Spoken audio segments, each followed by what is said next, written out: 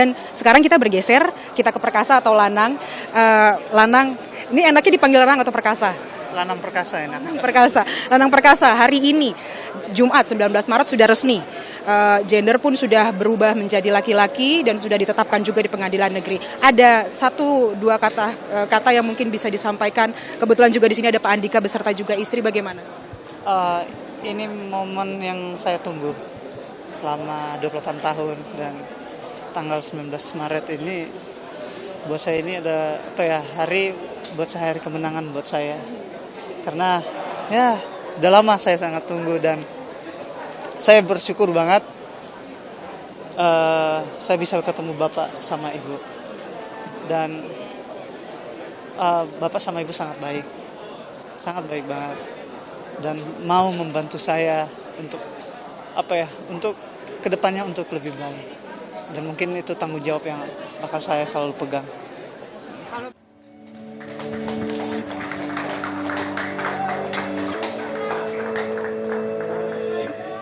Dalam proses perubahan jenis kelamin dan nama Aprilio Perkasa Manganang, ada satu sosok yang tak pernah lepas memberikannya dukungan. Dia tak lain adalah kakak dari Serda Aprilio, Amasya Manganang, yang juga adalah mantan atlet voli putri. Dikutip dari detik.com, Kepala Staf Angkatan Darat Jenderal TNI Andika Perkasa menyebut, Amasya Manganang juga mengidap hipospadia. Hal tersebut diketahui melalui pemeriksaan medis di RSPAD Gatot Subroto. Selanjutnya, Amasya dijadwalkan akan menjalani operasi koreksi atau corrective surgery sebanyak 2 kali, seperti yang dijalani Serda Aprilio Manganang. Assalamualaikum belajar milenial. Jumpa lagi dengan saya, Indri Hayati. Belajar biologi yuk. Baiklah, kali ini saya akan bahas mengenai sesuatu yang sedang hangat diberitakan, yaitu hipospadia. Apa itu hipospadia? Tapi sebelum saya lanjutkan, jangan lupa like, komen, subscribe, dan nyalakan loncengnya ya. Baiklah, hipospadia adalah kelainan kelamin bawaan berupa kelainan pada penis ya, di mana kelainan ini terjadi pada bayi laki-laki, yaitu lubang uretra atau lubang ujung saluran kencingnya tidak berada di ujung penis. Nah, berdasarkan letak lubang bukaan uretra tadi atau lubang saluran kencing tadi, hipospadia dibagi menjadi 3 macam. Yang pertama subkronal, kemudian yang kedua poros tengah, yang ketiga penoskrotal. Yang seperti apa?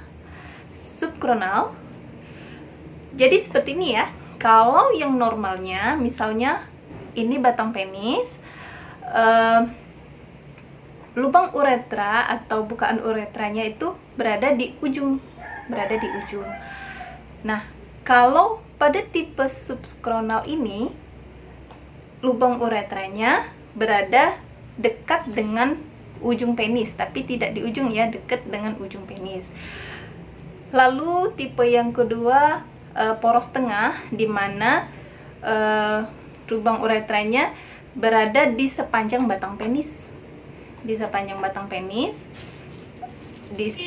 Jadi dimanapun letaknya, pokoknya di sepanjang batang penis.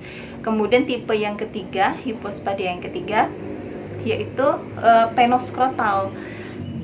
Jadi lubang uretranya itu berada di pangkal penis, di antara penis dan skrotum. Nah, pada kasus Aprilia Manganang ini, mengapa dia bisa salah menetapkan jenis kelaminnya perempuan padahal dia sebenarnya bayi laki-laki? Kemungkinan sepertinya dia ini tipe hipospadia yang penoskrotal ya. Jadi semakin dia ke belakang itu tipenya yang semakin berat ya. Dimana kalau bayi itu kan masih kecil ya ini alat kelaminnya. Jadi karena dia menderita hipospadia,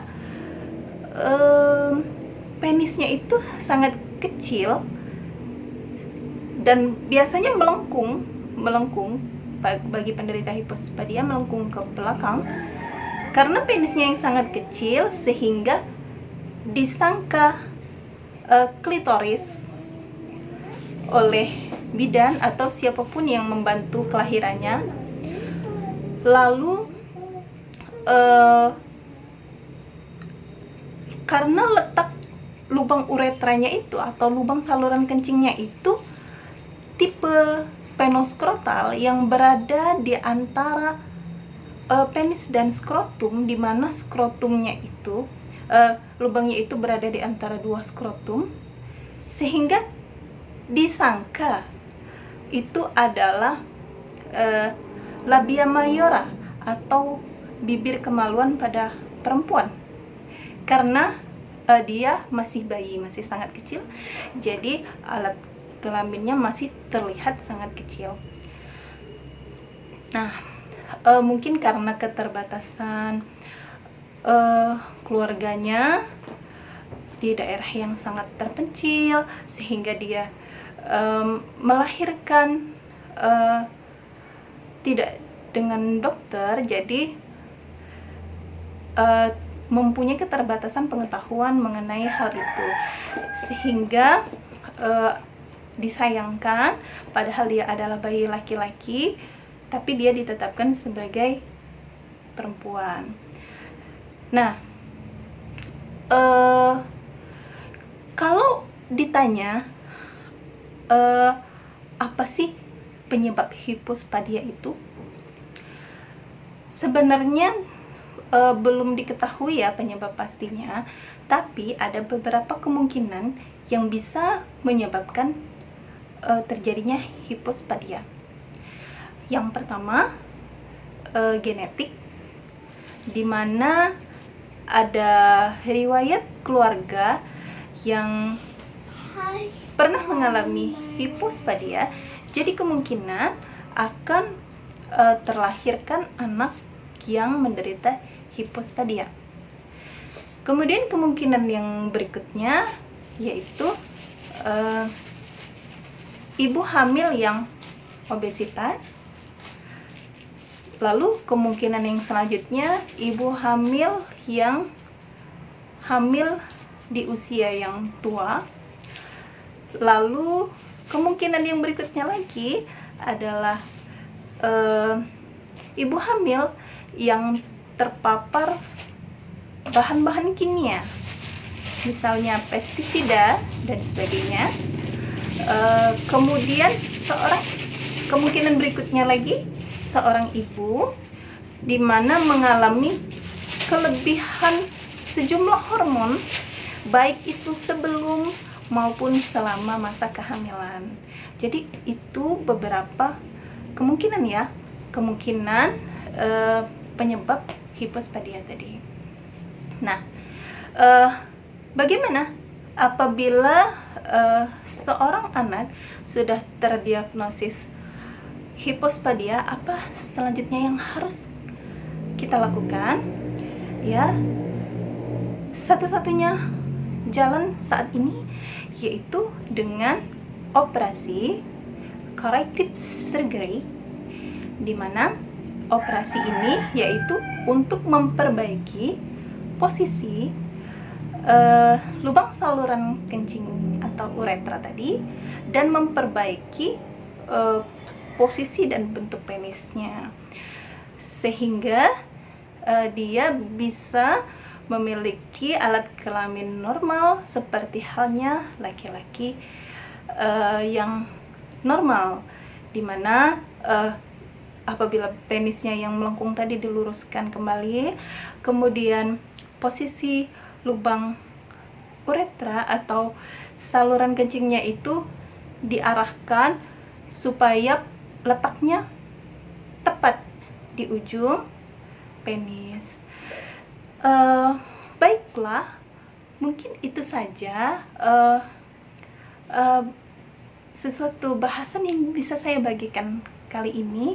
Semoga bermanfaat dan bisa menambah ilmu pengetahuan kita. Baiklah, sampai di sini dulu. Wassalamualaikum warahmatullahi wabarakatuh.